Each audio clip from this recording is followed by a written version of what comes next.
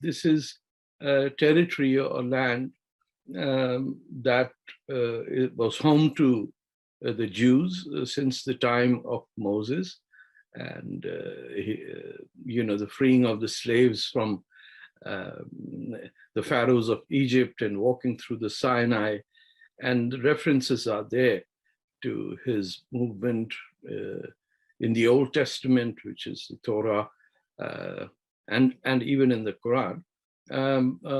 Plus, it is a recognized fact that the residents of that area historically were the Jewish people, not as a people who follow Judaism. I'm not talking of religion. I'm simply talking of a people. For example, the Persians are a people, or the Arabs are a people, or the Indians are a people.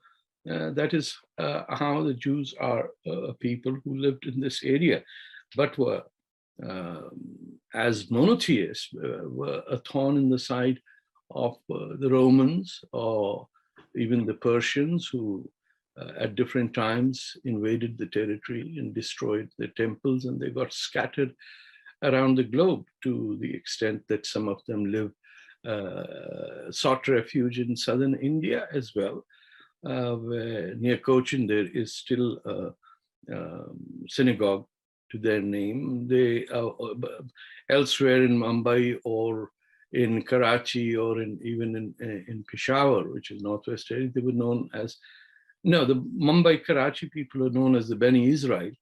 And then there were Jews even living in the northwestern territories of India, in Peshawar, which is now in Pakistan, who were driven there after the Russian Revolution or during the Second World War. So they were scattered around the world, but there has always been a Jewish population in that area. Now, as far as historically is concerned, this is their territory, just as the territory of Persia is for Persians, or Arabia is for the Arabs. However, in the year 636, I'm trying to cut it short, that's the first time that the Arabs invade this place. And our Muslims are quite proud of the fact that the second caliph, that is Umar, or Hazrat Umar as we say, led an army and occupied those territories, and on top of the Jewish temple built a ramshackle mosque, a wooden structure that would later be referred to as Masjid al-Aqsa, because there are references of what Muslims believe is the flight of Prophet Muhammad to the skies, and they say the steed or the horse on which he was stopped over in Masjid al-Aqsa. But the masjid that they call Masjid al-Aqsa was built much later. So it's a convenient connecting of facts to make that place holy for Muslims as well. For Jews, it is their homeland. For Christians, it is the place where Jesus was born and walked, and Jesus himself was a Jew and persecuted by the Romans. And that is where the Old Testament and the New Testament come in. But the historical claim by Arabs that this is our territory, which foreign Jews came to settle in, needs to be taken with a bit of salt. It is a fact that those who are today known as Palestinians, and at that time were Arabs of that area. The word Palestine was in the 20s and 30s associated with how Jews around the world used to refer to this place. Palestine, the letter P, does not even have an occurrence in the Arabic language. Palestine is the word that was used, but it came into usage much later. At the time when India was partitioned, British India was partitioned, there's a place called British Palestine, which was carved out of the Turkish caliphate, during which time the Turks colonized the Arabs, and at that time They were, as Muslim Khalifas, were in charge of Jerusalem, but never shifted their capital over there, never recognized it as such. And if you go back even to the times of the Prophet, he, in fact, in the middle of a prayer, turned his back on Jerusalem and said that the Muslim holy place is Mecca. And he turned, prior to that, he would lead the Muslims in prayer towards Jerusalem. And that ended that period. Now, those are the historical facts that cannot be denied, which many Muslims do deny.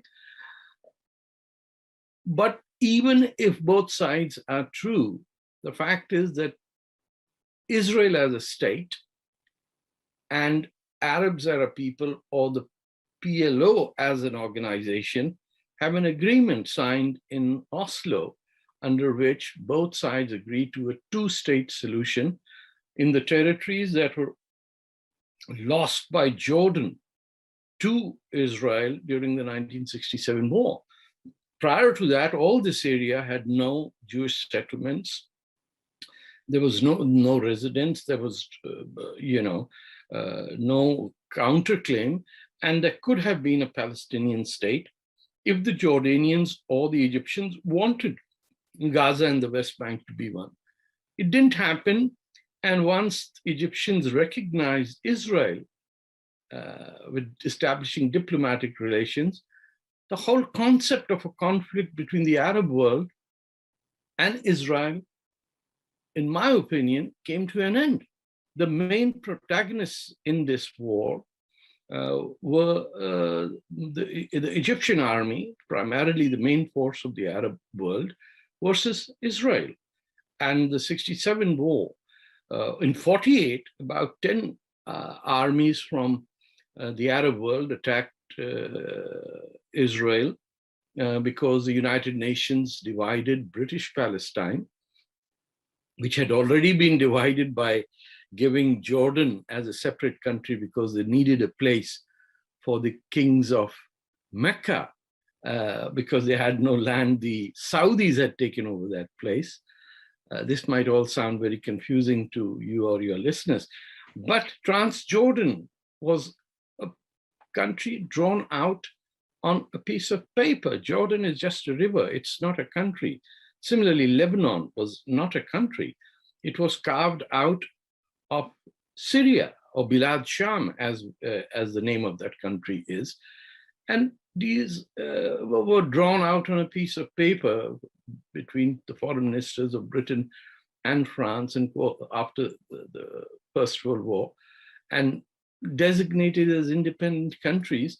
So Palestine, Greater Palestine or British Palestine had already been divided, with one part being called Jordan, which even today has 90% of its population is Palestinian.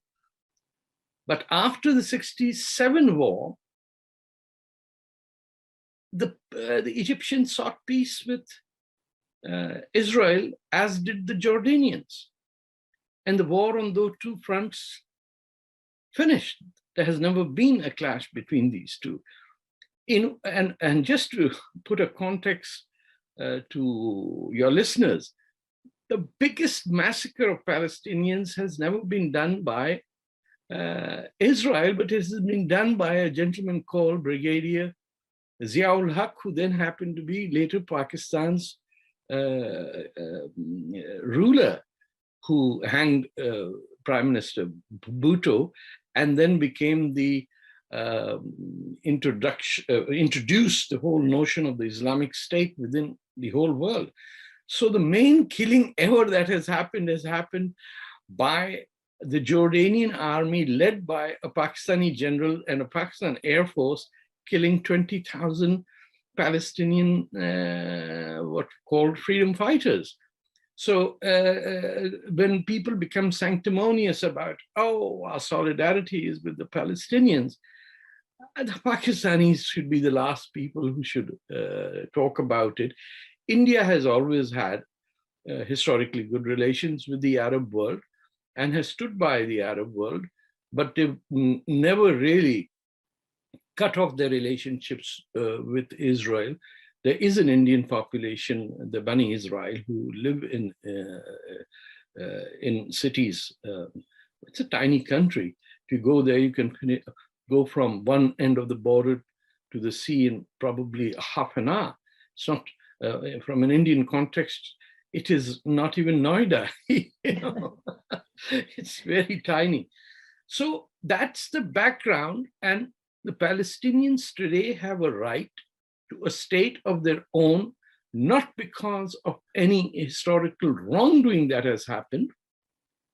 And if it has happened because the Arabs lost the wars, attacked a new state. If they had followed the 1948 partition, Palestine, or the Arab areas of British Palestine, would have been a thriving state, with their own port. Jerusalem would have been a UN governed territory with no occupation by anyone. But they refused, and they attacked Israel. As Israel, on its part, accepted the partition, but were attacked. And so subsequently, Israel became much larger than the UN had sanctioned it to be. Now, we can't first condemn the UN declaration division and then claim that we want it exactly the way it was. I'll take it if I win, and I'll take it if I lose, does not apply in the real politics of the world. So today, the answer would be the creation of a Palestinian state on the West Bank. I would say even a three-state solution, because Gaza is a completely different culture that has evolved out of the massive killing by Hamas of the Palestinian administration's officials over there. So today, the government of the Palestinians is based in Ramallah under Abu Mazen, who was elected for 5 years and is now in his 15th year in power. And all their representatives after the election were killed by Hamas, not by Israelis. So these three entities, my understanding is that Gaza has reason to be an independent state on its own. And West Bank can certainly be in the territories that are controlled by the Israelis. I really believe that the settlements should not be built anymore. And where they've constructed the wall, they should declare the border and finish the conflict.